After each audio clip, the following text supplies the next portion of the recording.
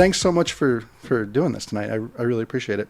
I was glad to be here. Thank you for having me on. So, in looking through, I didn't get it. Your book is on my list of books to read, but Okay, great. it's in the chute. In the stack. So it looks like it focused mostly on burnout and how to deal with that, and Mhm. some skills to kind of help out there. So how do you describe or define burnout to just start there? Because it seems like it's a little bit of an overused term that Absolutely. I'm burnout on Netflix is different than I'm completely burnout from running a business or doing my job or, whatever life trials we have. Absolutely. So, at least the World Health Organization talks about there are three symptoms to burnout. Okay. There is that exhaustion where you're just tired, really don't want to do anything, and that leads to lower productivity. And then to survive, you put a mental distance between you and whatever it is that's causing the burnout. And typically it's between yourself and your job. Hmm. What I like to say within there, I think one of the reasons that we do that is that we don't trust that there will be an outcome. We have done all of these things, we have put in all of this energy into it, and we don't believe that if we put more into it, it's going to go anywhere. Sure. And so therefore that's part of that mental distance. So what kind of is it usually work related that you see, or is it family related, or what are the typical conditions that bring you to quote unquote burnout? Absolutely. So a lot of what the studies are around workplace, because I guess it's easier for people to identify with that. But I believe it can come from any source. There could be some sort of trauma that, there could be things are just not going well in relationships, if that happens to be your Achilles heel. Hmm. It is something that is causing chronic stress that is not being managed, Hmm. which can be anything, really. Sure. So one of the things growing up in my family, my father, he's your quote unquote workaholic, and it Yep. wasn't unusual because I've been thinking about this the past couple of days, knowing that I was going to talk to you. It wasn't unusual from the time I was roughly 14, 15, 16 Hmm. on to work 7 days a week. We just Right. we just did. Right. And thinking back, I don't ever remember it being stressful other than like I Right. have to make sure I have to take my lunch. So it Right. doesn't seem like it's the amount of work. It seems No. like the pressure of the work more, everybody I did that for a long time, and then I started my own company when I was 27, 28. Right. And then I'm fairly certain I've experienced the burnout at, Yep. several stages. But I always thought it was funny when people are like, you're a workaholic, you're going to burn out someday. And I was like, I like doing this every day. It's kind of fun. So, Right. Right. but then later it starts to turn into this other monster where Yep. you just like, I remember specifically there was times that I would just cringe every time the phone would ring, Yep. and it rings up 200 times a day.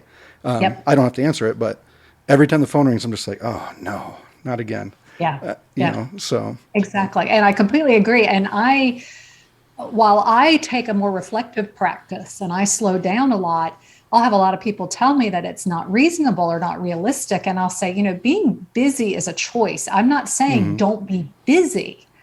What I'm saying is make sure you're working on the things you want to work on. right. I don't know how many of us are doing things that we really ultimately don't want to do, and we don't even want the outcome of it. So, as you say, working 7 days a week, that's one of those where they say, if you love what you do, you never have to have a day of work. Well, you weren't working. Hmm. You were enjoying yourself. You were Sure. being productive and active, but it wasn't necessarily stressful, as you say. So, I think it can be that way. And I love the fact that your father had set up a system that you learned that. That's amazing. Well, I don't know if it was a conscious decision. It was, we have Yeah. some work to do. So he might have been stressed out, but I was Yeah. just happy to be there. Like I didn't, whatever, You're hanging out with your dad. Yeah, it was Yeah. good times. So what happens when you reach that point where you're overloaded with stress? I mean, what physically happens to you? Because I know as much mentally, there's a lot of physical problems that come along with. There are all sorts of things that can go with it. There is obviously heart disease. There are ways that you don't digest your food as well. We could talk about obesity. We could talk about all sorts of things that result from your body just not being in alignment. Mm-hmm. The thing I often see, or the thing I've experienced, is maybe we call it anxiety, but it is certainly a certain amount of energy that is constantly running through you, and there's just no way to stop moving. There's no way to calm down. Even if you wanted to, Mm-hmm. you couldn't stop. And Sure. I think that's a lot of where the issue is. It's not that for lack of people wanting to slow down. It's just the fact that they've gotten to the point that they can't, that they're spinning so much Right. that they can't stop going. Sure. One of the byproducts in this, and I'm the farthest from like stressed out now. Life. Oh, I know. You look great. Life Your energy is really low. I love it. But one of the things is I've turned into, and my friends constantly bust me about this.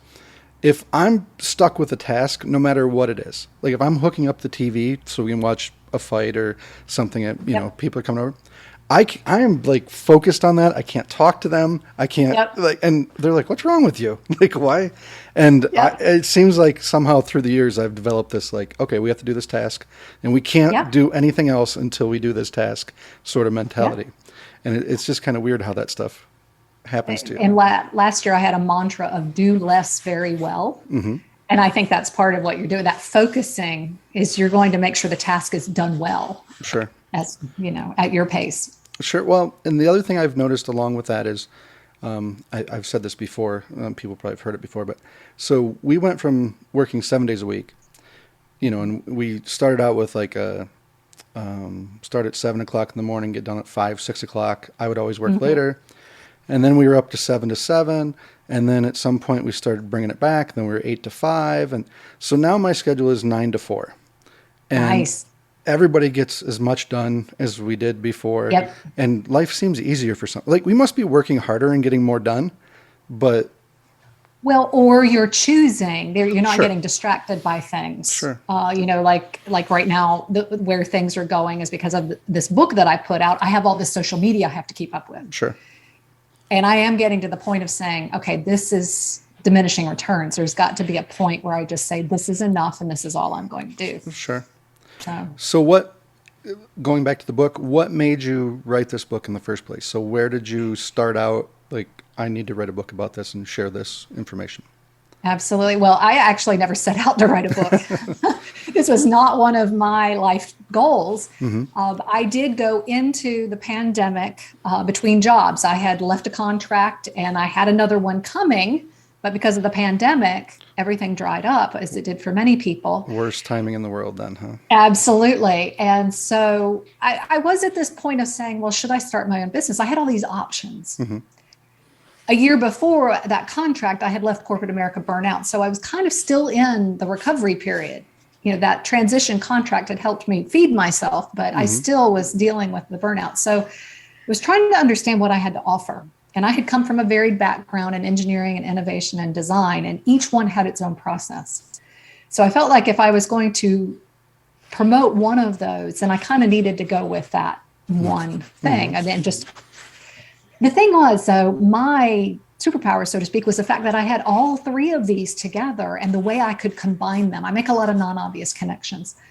So I decided that I needed to sit because I knew my intuition was very high. And if I could reflect on who I was, what I was good at, what would make me happy, what was I going to offer and how I was going to differentiate myself, that I could come out, you know, within the next few months with something that would differentiate and would, you know, be a powerhouse with it.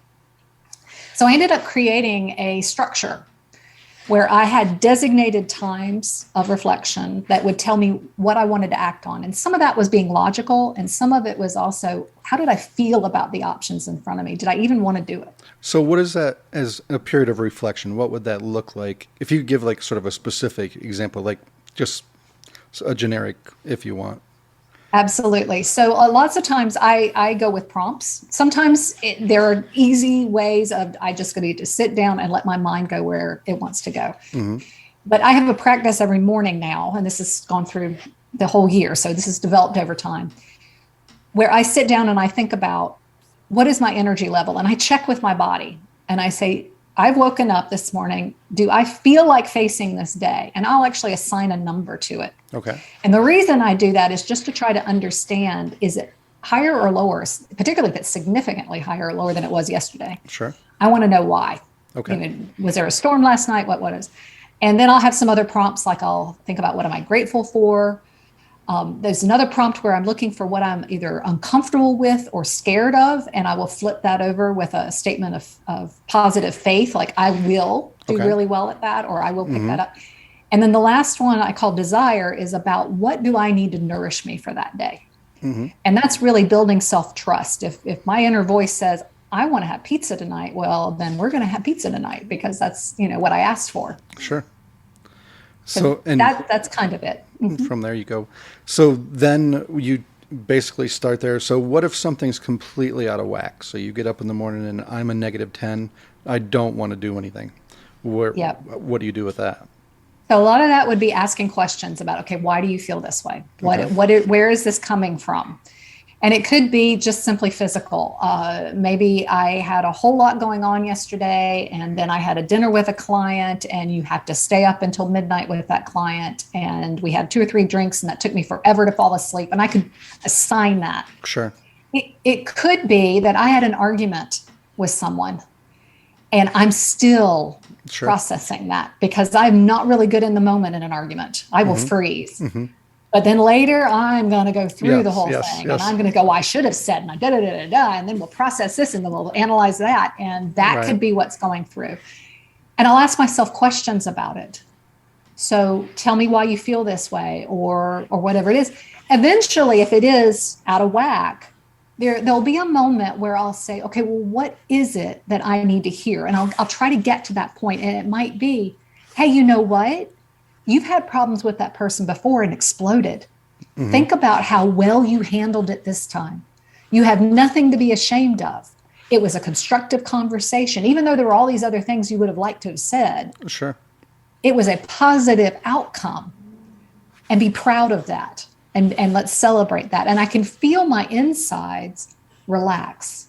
And that's normally where I go when I want to try to figure out whether a decision is good or not, is how do I tense up or how do I relax? And that's really, it's gotten to that point of how do I listen to my body on where the pain is or where the relaxation is. Right. So what's really weird, and especially doing podcasts and things like this, is if I've had problems that I've thought were gigantic problems that were really weighing on me, and you just simply try and explain them to a friend, and they're looking at you like, I don't get it. Yeah, like, okay. And it's same thing, like, especially like I sometimes listen back to a podcast or a conversation, and I'm like, why did I think that was such a big deal? When I hear it out loud, it's really not. I inside, I was like, just crunching on it and crunching on it and crunching on it. But as soon as you just sort of express it, then it's like, oh, well, there's an obvious solution that I don't know why it was elusive to me, when I was internalizing everything. Absolutely. But it's so strange. Definitely helps. So you started doing the reflections, and then that was a process towards writing the book, because I sort of derailed you there. You're perfectly fine. So I had this structure that had these designated times of reflection and designated times of action, and then a transition between those. So what I was actually doing was looking towards nature, on how nature combines reflection and action. And in my case, I was looking at the moon cycle and was just tailoring, using the metaphor of the amount of darkness was the amount of reflection and the amount of light was the amount of action. So during a new moon, I will review the moon that just passed. And then during a full moon, I'm really busy and I got all these to-do lists. And I just used it as a timepiece because I can get down a road, like you were saying at one point, you were doing 7 to 7 as opposed to 9 to 4. I can get down a road and get distracted. But if I know I only have 3 days for this particular type of task, I will start focusing and I will get it done. And what that allowed me to do was to take a small bite and review it and then say, did I like it? Did I not like it? Did it work for me? Did I learn what I needed to learn? And then I can go through another cycle, build upon it. And that structure gave me some peace and joy in the middle of this stressful pandemic because I could see progress. Sure. Now, I won't say I was peaceful and happy all the time, but I at least was able to say, hey, today is just about a brick. Mm-hmm. And then I could start seeing a wall built. And that progress and those cycles allowed me to start trusting myself more, that I could get more and more done. Sure. And then I was able to say, hey, so if I had something like nagging me, oh, you're not getting that done, or the kitchen is messed up and you haven't cleaned it in however long, I could say, if it's that important, then when we get back around to reflect again, let's bring it up in a priority. Sure. And I'd say, you just need to reset your priorities when we go back. And so it became a time that I could trust myself. Now, so I had this workbook, this structure of this workbook, and that's what I was sharing with people. Mm-hmm. And came across a friend of mine who had just published a book and connected me with her publisher. I see. And so we started talking about the workbook, and they said, you really need to write the book first. Mm-hmm. And so that's how this ended up happening. So I went into it. Go ahead. Sorry. How were you sharing that workbook? Were you just sharing it with like friends and acquaintances, or were mostly you online sort of conversation type things, or? Yeah, mostly people close to me, Mm-hmm. people that particularly were stressed and had a lot going on with jobs Sure. and that type of thing. And it was at that point a little more work related, even though I had a lot of whole life Mm-hmm. managing that I was doing. But when I got into actually writing the book, the feedback that I was started with my story and I started with my structure, the feedback I got was, this is good. The issue is, we're all unique. Mm-hmm. And so therefore the book then became more about how to guide people in developing their own personal process, as opposed to talking just about my process. So I became a case study instead of the case study. Sure. So then I'm always fascinated by authors and how you even, I can't even get my head around how you even write a book from start to finish. So you were in contact with a publisher, and Yep. you explained the premise of, what you wanted to share. Right. And then where does it go from there? So The beauty of this was, prior to the publisher, they actually had an agreement with a professor at Georgetown University. And he taught a class that I ended up joining, where I had a development editor and I had these coaches and I had a lecture every week that allowed us to go through this idea of iterative writing. So we first wrote stories and we would and pitch them to the editor, who would then, help us shape those. And then once we got probably about 15,000 words of that, then we started putting together chapters, like that, keeping those stories as Lego blocks and then filling the stuff in between. Sure. So I had a lot of help. I had a huge community. And I can tell you, having a development editor, somebody that you could talk with regularly, and she and I spoke once a week, and I had goals, and that held me accountable. And so then by the end of that for the class is you have a really mediocre first draft manuscript. Okay. That then is handed over to the publisher, who then has another editor that reads through it and then tries to figure out how close you are to be ready to go into the publishing process. So is that a get up every day and 9 to 5 it, or is it when inspiration strikes here and there, or how does that look? Part of it was is going with your particular writing style. They told us, at least the class told us, this, I think for a Georgetown student, this might have been like a 3-hour class, something like that. But for those of us who are outside of Georgetown taking it, as however you would, they kept telling us, about 10 hours a week. Oh, no. So 10 hours a week, and talking to them. Sure. But the actual writing part for me, I probably did 2 to 4 hours a day. That wasn't a full-time job. But I will say, though, I went into the publishing house with 40,000 words as opposed to 25,000 words. And they only had one section. They only had one element that they felt was missing. Really? That I had to rewrite. So I went into the publishing process a lot more prepared than maybe, than needed to happen. Sure. Sure. So how much do they change what you first put out? Because obviously you said you started off with a very mediocre first draft. Right. From your first draft to the published book, how much are they like, no, this ain't going to work. You're going to have to completely change that. Not so much Right. the idea, but maybe more the presentation or the wording. Well, what was interesting, so the first draft, we did a whole lot more in those changes. So that big change of going from my process to a broader encouragement of developing your own personal process and looking at other processes within nature to mimic, that was something that happened during the draft manuscript where, I mean, literally I had those 15,000 words and we made that right turn. So I had to Sure. redo those 15,000. Once I got to the publishing house, I did have new editors at that point. We also solicited, so we went through an Indiegogo campaign to pay for the production. And those backers were part of my beta readers. So those were people that got the drafts Sure. from the first draft. I did have an editor go through it, but they also gave me a lot of feedback. Okay. A lot of it was where there wasn't whether things weren't clear, or where, because I tended to, I'm awful at telling jokes. I know the punchline and I get to them too quickly, Sure. but the idea of having a cadence before you get to the punchline is I understand I'm supposed to do it, but I don't always do it.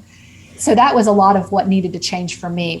There were many times I needed to slow down, or I needed to find more facts that would support what I was saying to keep the Sure. reader engaged. Sure. There were a few times that, so one of the first things, there's always a hook at the beginning to get somebody to read the whole chapter. And I had done one on improv, talking about even in comedy, there is a process where there is reflection and there is action, and was using Whose Line Is It Anyway?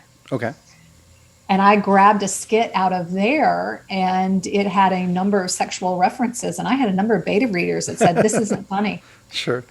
They were like, this isn't funny. I went, okay. And you never, in a million years, you never would have thought that, yeah.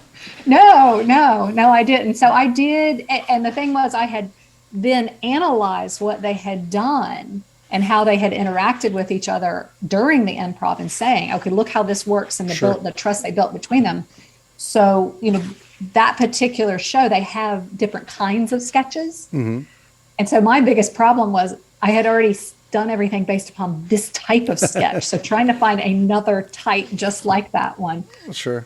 But I ended up changing it, and it actually was better. So to your original question, how much change? I went through 7 iterations. Okay. And it every time it did get better, and it got clearer. Right now, I just finished the reading for the audiobook. So you did your own voice? I did my own voice. I always love that better. When they have just a random person, like the inflections are never right. It's just like a person's barreling through words and sees a period start talking again. Where when it's the author, they know the material inside and out and give it the right inflections and pauses and cadence of the whole thing. I hope so. That's the way I felt about it. Is I knew the way I was reading it. It was almost like public speaking to me, and because of all the polishing, I knew it would roll. Because every time between each of those iterations, I read the whole book out loud. Okay. Because that is a good way to see whether the writing is smooth or not. Sure. If it doesn't roll off the tongue, then there's probably something that needs to be dealt with. So how do you do an audiobook? I'm full of questions that are That's about good. your book, but so do you just sit down and with a microphone, or do you have to go to a studio, or how does that typically work? Well, you do need to, if you do not have a studio to go to, because that's typically what's happening right now because of COVID, you would need to create a studio. Okay. And so I have a condenser mic with a filter. And then we're working with Audacity, which is a free piece of software to be able to use it. And then the other thing that I did is I took the PDF of the ebook. I had it on an iPad and had it set up in an app called Notability that allowed me to write on it with my finger. So therefore, when I made a mistake, because that's the big thing, is to just keep rolling. Yep. Because there's this wonderful audio engineer that is going to deal with all of that. So instead of trying to make it perfect, that just allowed me to sit there and stop and highlight. Right. And give 5 seconds, to allow him to be able to make a good break and to slice the audio file well. Sure. So I'm sure it's much like, do you do your own audio engineering for the podcast? Yep. So it's probably very similar in there, at least for nonfiction. It was an idea of being able to read it. Now, what I did do as well is I would practice before I would go, and I would mark things. So words that were very complicated, and I'm trying to think of one that was off the top of my head, like ethnic names, like a Turkish name. Being able to put that, I would actually get rid of it and phonetically put it there. I would put a couple slashes where I wanted a pause. If there wasn't a comma, like if I had a sentence that just kept going, oh, I want to pause right there because that gives a good emphasis. I would actually color it up so I knew what to do when. And then I had this one color that was just for the audio engineer so he would know. Well, that's cool. This is where I made a mistake, so expect me to redo that part. Right. So how long before the audiobook's going to be released? So hopefully I will. Oh, so back to your original question. It'll probably be April or May before it'll come out. So it's one thing for the files, but then it has to be each of the files individually are being engineered and should be, with the holidays, I don't know, should be done soon. But then they've got to create the one big book, and then we've got to redo the cover. For that. And then I assume that they upload it to ACX for Audible. Sure. And I love Audible because for some reason, I don't know why, I don't know I don't understand, but I get free credits somehow. So it's constantly telling me like, hey, you have 10 free credits, get some books. So I just go ahead and put them in my pile and then just listen to them whenever. But do you shop at Amazon as well? Yeah. Because I know at least if I don't do the 2-day shipping and I allow it to come on my Amazon day and all that, these dollars show up. And I don't know if it's similar if what they're doing with yours. It might be. It just every time I constantly get notifications on my phone like, hey, you have 12 credits. You're going to lose 2 if you don't use them by the end of the month. So I just go find a book that is interesting and just download it. Yeah. And then I just have a backlog of those 2. So nice. But it's good. So I might listen to you instead of read. Oh, good. Nice. Audiobooks are the best. I love that. Love to hear what you think. Yeah. So to go back, so you started doing reflections, and then you said, so is the moon phases just a marker, or are you assigning some like synchronicity to your energy levels to full moon versus half moon? Don't necessarily. I have tracked that when I do my energy levels. I have tracked that with the actual moon and said, because that's just how I differentiate, because I'm already doing it on my project. So I just do it that way. And I've kind of watched to see how things go.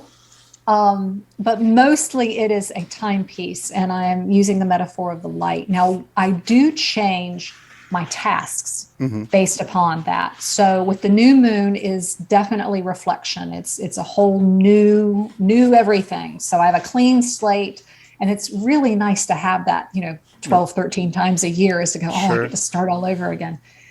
And then during the waxing crescent, I spend time planning. So it's a lot of mental pre-work. Okay, what do I need to order based upon the projects that I want? So in the new moon, I've not only reviewed, I've dreamt of what I want it to be.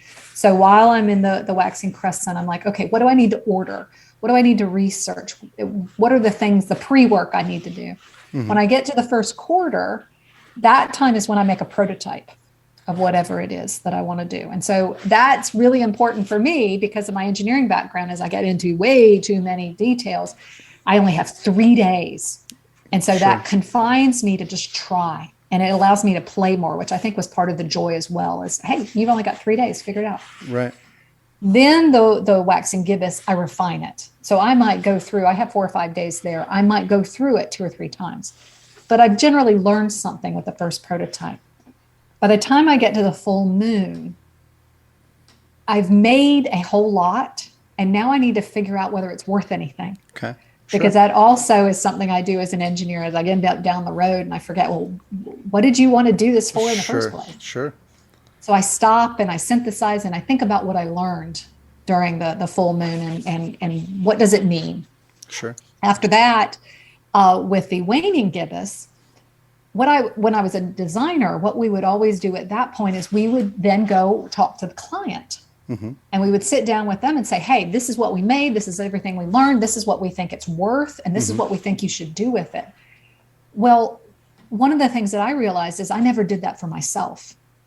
Is that, the client would tell you their opinion, Sure. but I was so busy in my projects, I wouldn't do it. So I actually set aside that time to present to myself. Sure. And then I'll take it off and do put the client hat on and say whether I liked it or not.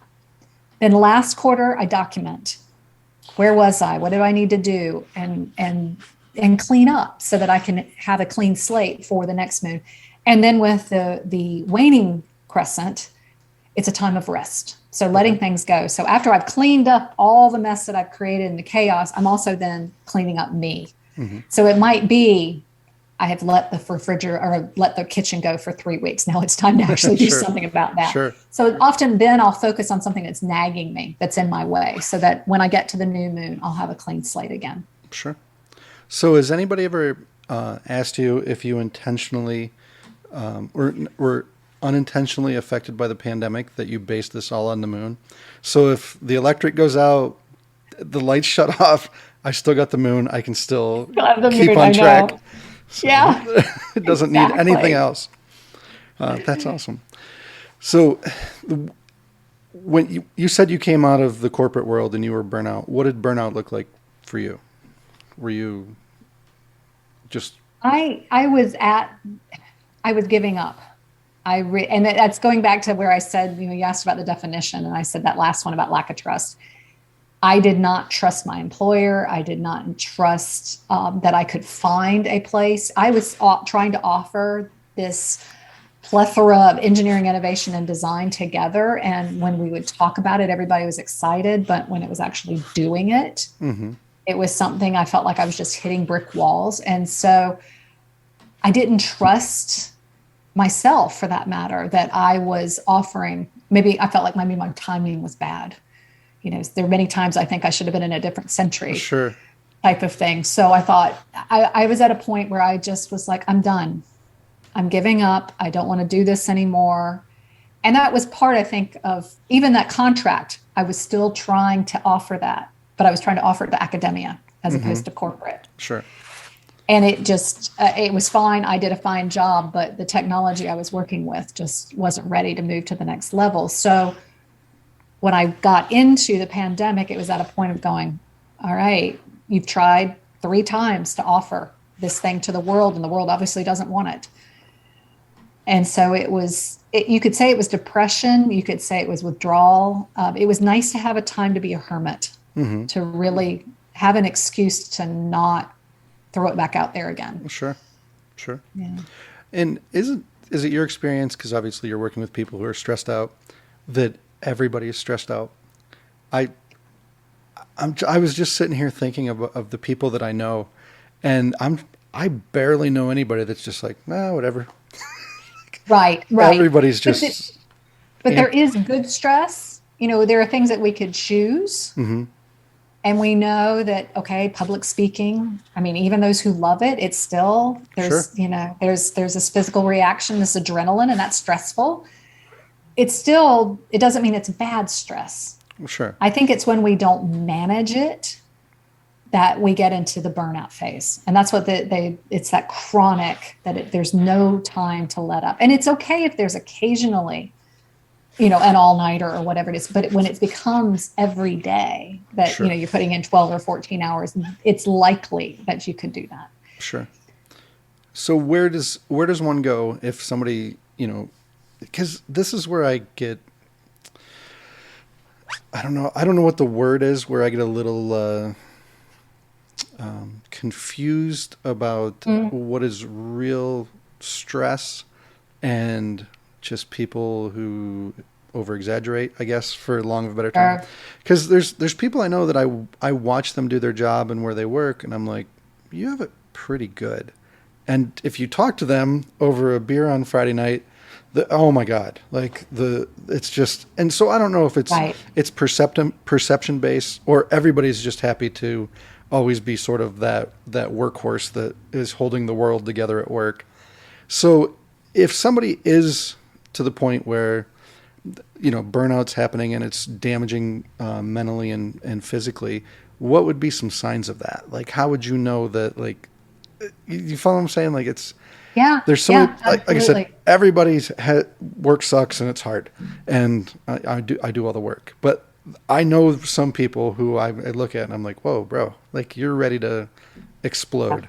So what would be a marker for somebody for themselves to kind of look at and go, oh, I probably have a problem that I'm not dealing with. Right. And I guess let me back up 1 second. Saying you're stressed is a badge of honor in our Yes, culture. yes, So that would be back to your point of, yeah, you go have a beer. Yes, everybody's going to complain they're stressed. right, It's just a thing to do that. It's a badge of honor. It's a badge of honor to say, I'm working all these extra hours. I think when it gets to the point that you could say there are certain symptoms that when you are depressed, you don't want to go.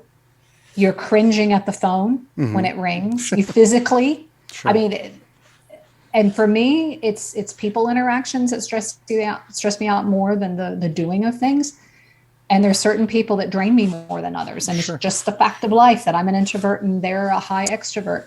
There are times they walk in the room, I physically recoil, sure, and so I know I need to manage that. One way for me that when I look back, I was spending all weekend recovering. There was no joy or doing anything else on the weekend for myself because nobody's watching me then. sure, So I don't have to act stressed, but that told me I really there was a real problem there. Another thing is sleep. There's some very fundamentals is how well are you digesting your food and how well are you sleeping? And those things can tell you what's going on. There can be a low level of pain that can constantly be there within your body, and that keeps you awake at night. So I think those are some good symptoms. Now, one of the ways that I feel like that we get out of it, and it doesn't happen immediately. I think that's one of the fallacies as well, is that, oh, I'm just going to quit my job and it's all going to go yes, away. of Oh course, no, I'm still recovering. I will say I am 100% better than I was a year ago, but I'm still managing some old habits because sure, I was in corporate America 25 years. So it was a lot. But I feel like that the metaphor that I like to use is those four things that I do in the morning. And you can choose whatever you want, but it's like driving down a road and you're checking in the rear view mirror. You're checking the lane in front of you. You're seeing how close you are to the car in front of you. For me, it's the Appalachian Mountains, and there's a cliff going off to one side and then the mountain going up on the other. And you're just checking in to make sure you're staying in the lane. And those little things keep you on the road. And it might also be internally. You may say, hey, I see this sign because you are paying attention. I see this sign that says, oh, there's, a huge incline ahead. sure, I need to wake up and pay attention. sure, Or maybe I need to pull over and get a cup of coffee because I'm feeling sleepy because you right, checked in with yourself. And I think it's those little nudges are how we keep ourselves out of burnout. And those types of things are difficult for us to do. It's not something that's not a badge of honor to care sure, for yourself. sure, And I think that's another indicator is if you don't have or don't take the time to check in.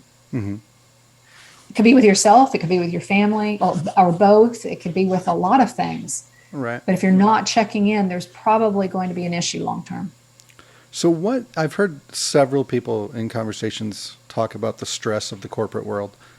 What specifically is the common cause of that stress? Is it the demands of just the work? Is it the atmosphere in general, or is it just the overall feeling of you're kind of a cog in a machine that doesn't matter? Like I've heard a Right. few people describe it differently, and And I could agree with all of those. I think ultimately it is a feeling of lack of control.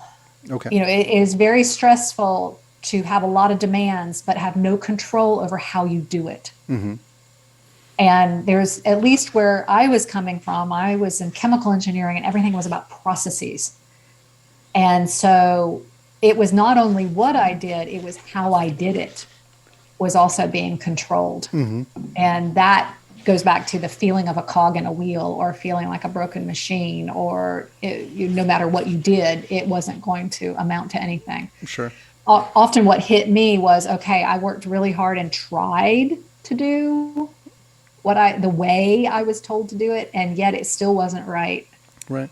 So there's that in there. You feel like I can't succeed. What's weird is that we have this notion that we should never fail. And Right. it seems like failing is 99% of everything.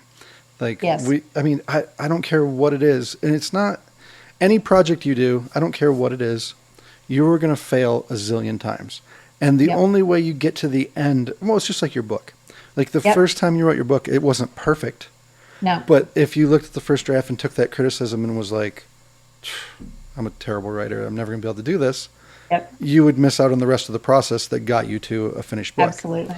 And it feels like it's that process, but you kind of get stuck in that first draft all the time, sometimes with people, that they Yes. can never get past that first draft, that it constantly feels like, and it's probably not even their fault. They don't realize that. They're And stuck in something that they will never be able to achieve. yep. And the area when I was in innovation is I would be working with somebody in the business, and I was on the technical side of things. And he would tell me that only one thing on his desk was going to move forward into the business, No which pressure. meant 90% of what he did wasn't going to go anywhere. Sure. Well, he was only going to choose one thing off of my desk to go on his desk, which meant I had to go through 100 things Sure. to have one thing go to the business. And only if it goes to the business and becomes commercial was it to be rewarded. Sure. So there's a whole lot of not getting anywhere. I think part of the issue is we don't create time for it. You know, he and I had that conversation, but our bosses didn't necessarily Sure. have that in the structure saying, hey, Jennifer needs to be churning out 100 ideas so that we could get one to commercialize. You know, it was like, so then you start arguing about, should she be scattered all over the place or should we have her focused on this one idea? Yeah, there's a lot about choosing ideas that actually has a lot of nuance to it that we also don't talk about. So yes, we are supposed to fail a lot, but was there something we were supposed to learn? Sure. And then therefore, can we write down what we learned that gives us a step in some sort of direction that we did want to go in and making that choice? And how do you keep track of that? Do you journal, or what? You said you record in one of your phases. So do you keep a journal? Do you have a working document somewhere that you just update all the time, or how does that look? A little bit of both. So I've got this, it's a handwritten workbook right now. But one of the things that I do is I define good enough. So I have an intent rather than a goal. So it might be that I intend to sleep better, Okay. might be one of the things, as opposed to I'm going to get 8 hours of sleep. I'm going to say I'm going to sleep better. So it's more about quality than it is quantity. Sure. And that'll be my intent. So my good enough might be is I'm going to try 4 different things and see how it influences my sleep. So it's really almost for that particular moon, it's more of a small bite. I'm going to try when I stop eating, what kind of alarm I use, you know, whether I have lighting that Sure. changes things rather than sound. It might be the temperature of the room. You know, so those might be things that I choose to try and see how it influences my sleep Sure. or that energy number type of thing. But that would tell me that's my good enough. I didn't say that I changed my sleep. Sure. I said, I'm going to try these things and see how they influence my sleep. And then you just keep building off of. I keep building what I learn. And then, stuff and that then at the works. end, and then I'll journal at the end of it and say, well, what worked? Well, if I drop the temperature this far, I woke up feeling a little more refreshed, but this other thing happened as well. So maybe that influenced it. So one of the things through the years, I have little quotes on my monitors at work. And the one that's my favorite is, it says, I remember the story of the old man who on his deathbed said he had a lot of worries, most of which never happened. Right. And that's one of the things that I see as I kind of keep this half-assed journal. And if Uh-huh. I go back and look at last year, 2 years or 3 years ago, of the Yep. stuff that I was just completely in over my head, didn't know what I Yep. was going to do about, and it's like, it really wasn't that big of a deal. It all worked out. Like everything Right. always works out. It just Right. sort of does. I mean, awful Right. things happen to people, but 95 to 98% of everything is, Yep. it's going to sort itself out. It seems like we stress Yep. ourselves more than we probably really need to. Absolutely. And I don't know There are why. many times I would go back and say I cause more stress Yes. than anybody else. And when I could own that, then going back to whether it's toxic environment or whether it's the people you're working with, I don't necessarily blame all those other people now because I'm causing more stress because I either wasn't sleeping enough or I wasn't making sure I had enough time to get ready for work, type of Sure. thing, as opposed to only give myself 10 minutes to eat breakfast. There are all these things and they're choices. But for me, I needed to slow down so that I could enjoy the journey. Sure. So when somebody picks up your book and starts out, so, all right, how do I want to say this? If I had a burnout friend Yep. and I said, hey, I know this really great book for you to Yep. kind of help get you centered, what would you recommend? Would you just sit down and digest the whole book, or would you try and start in some piecemeal? Because we're taking somebody that's already burnt out and probably stressed out and pushed for time to start with. Yeah, absolutely. So what would be the first steps there, like if you were going to help my imaginary burnout friend? There you go. I think the first thing is taking any step. I have there's a Zig Ziglar quote. You can't be you don't have to be great to start, but you have to start to be great. Right. And so one of the things is shifting your mindset to believe that it can get better. Mm-hmm. And for my book, the other thing is believing that nature has something to teach you, Mm-hmm. which I'm perfectly fine. It was my particular angle and my particular twist on things. And part of that was because I enjoy nature. I'm a bit of a geek when it comes to science, but it also connected me, particularly in the pandemic, outside of my house, Yes. and that helped a great deal for me. That it wasn't just me in my own little world. It got me out of my head. For your burned out friend, I think the big thing would be is some small step that would allow them, and it might be 5 minutes of breathing. Mm-hmm. Some people look at what I'm doing now and they think I'm absolutely insane, and that's okay. Because I have built this over 2 years now, and I am certainly not wanting to just throw this on somebody because it's tailored for me. Sure. Sure. And everybody has their own thing. But taking a first step, and I think the first thing is being able to sit quietly for a short amount of time, I think is the best thing to do, and to listen. Mm-hmm. And many times I'll ask, how do you feel about that? And they'll tell me what they think.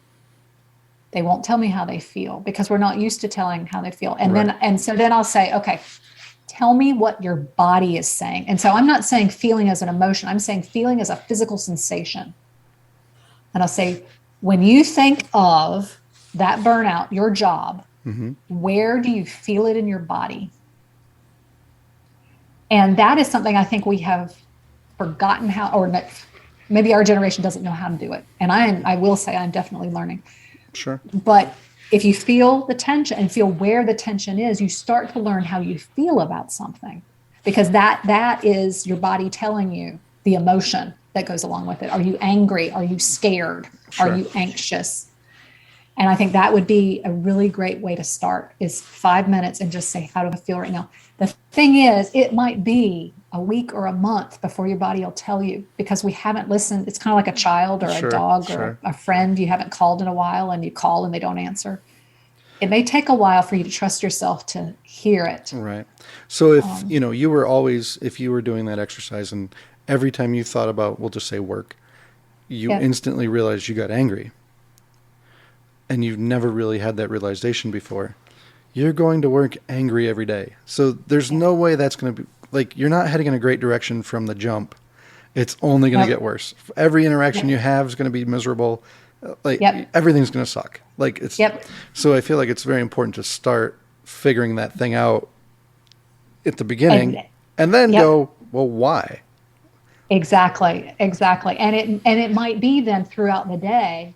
See, because if you learn that anger, and I have different levels, I have a white, well, it's almost a white lightning strike that comes through me, that goes Hmm. from my heart to my gut when I'm angry, and it's cold when it happens.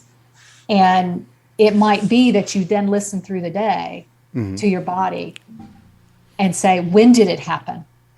Because the why is one thing. Oh, I'm miserable. I have no control. Well, it might be a particular project or a particular person or a Sure. particular office, or the person next door is clipping their toenails and, in their Right. cubicle or whatever it is. Right. That's really, and then you also listen for what is affecting it.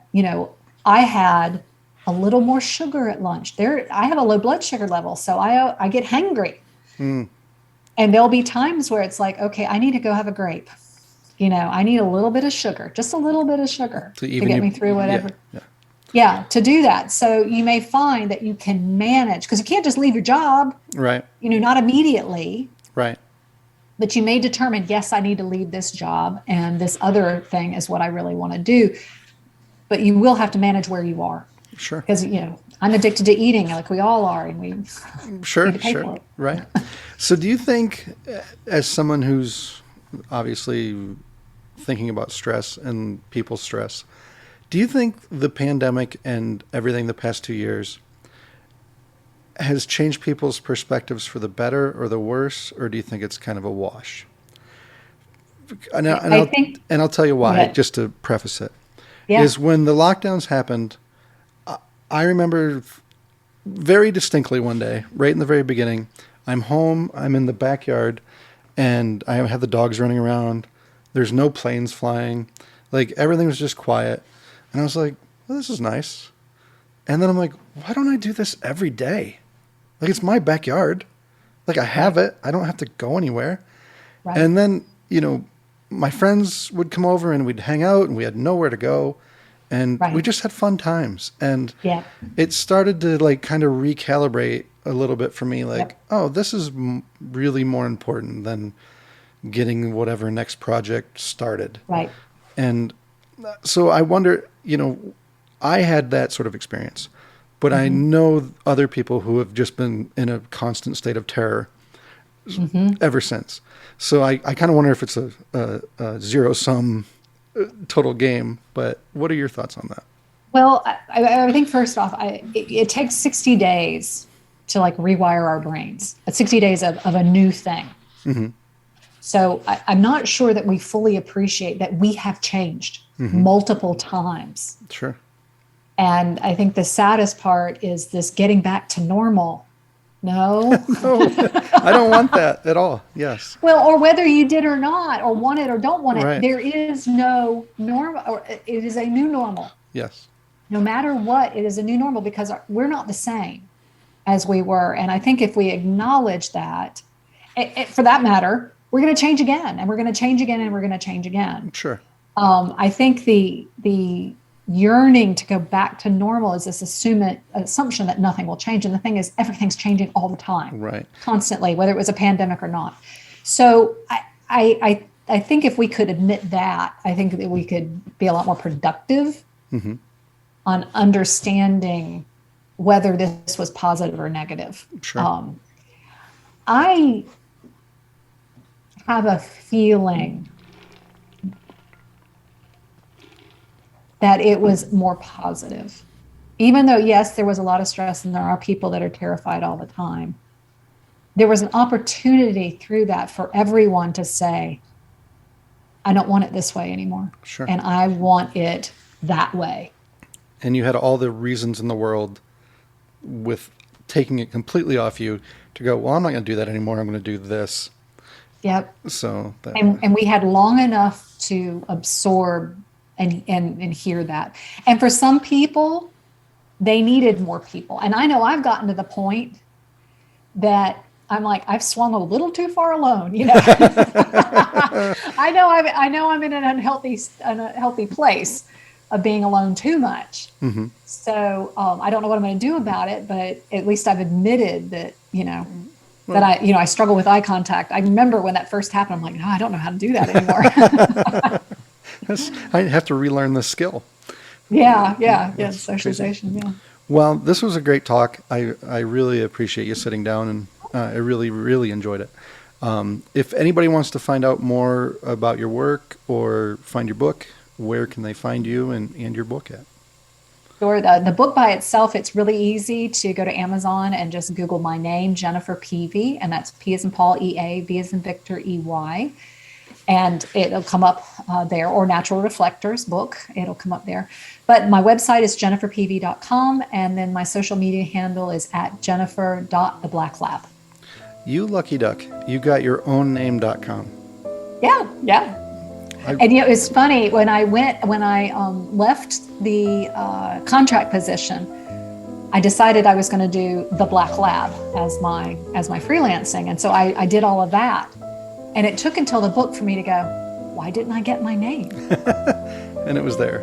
That's awesome. It was there, but it was like, it never occurred to me that I should have my name until that point. So, yeah. Well, that's great. Well, so I always tell everybody, but go by your name. Yeah, mine's so taken. There's no getting my name. I'm gonna have to get rid of millions of people. But anyways, well, hey, thank you very much. I appreciate this, and maybe we'll check in again sometime.